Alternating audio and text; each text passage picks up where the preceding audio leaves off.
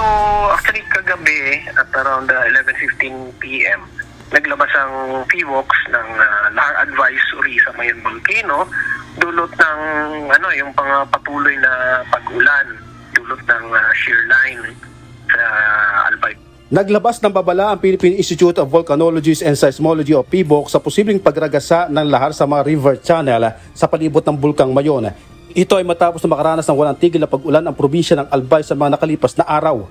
Malaking umano ang posibilidad na sa tuwing ang may tuloy-tuloy na pag-ulan na nararanasan sa probinsya, posibleng iagos ang mga volcanic materials ng Bulkang Mayon at makaapekto sa maraming residenteng nakatira sa paligid nito. Kasunod ng lahar advisory, nag-abisyo na din ng direktiba ang Albay Public Safety Emergency and Management Office o APSEMO sa mga DRRM sa mga lugar na posibleng daluyan ng lahar. Ang warning na binigay natin ay dahil sa may mga pag-ulan at possibility na magkaroon ng lahar, especially dun sa mga yung mga pinanggit ko ng mga river channels, yung Isi, Binaan, Arling, Kirangay, Maninila, Masarawag, Umulad, Bukad, Lasisi, Mabinit, Matanag, Bulawan, Basud at Basud Channel sa Albay Province. Dito nakasaad na agad magsagawa ng paglilikas sa mga residente kung hindi titigil ang malakas na buhos ng ulan. Nauna na rito nagsasagawa pa ng clearing operations ang mga DRRMO at DPWH hinggil nga sa nangyaring landslide sa ilang bahagi dito sa Bicol Region. Sa Bunag-Bunag, Mignaway sa bayan ng San Andres, Isla ng Catanduanes, hindi madaanan ng mga motorista ang kalsada doon. Buso ng gumuhong malaking tipak ng bato at lupa sa daan.